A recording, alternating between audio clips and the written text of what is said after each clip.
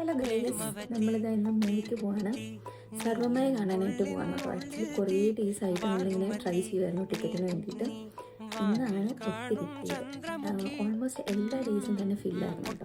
അപ്പം ഇന്നിങ്ങനെ കാണാൻ പോവാണ്. നമ്മൾ എക്സ്പെക്റ്റേഷനിലാണ് പോകുന്നത്. അടിപൊളി റിവ്യൂസും കാര്യങ്ങളുമാണ് കേട്ടോ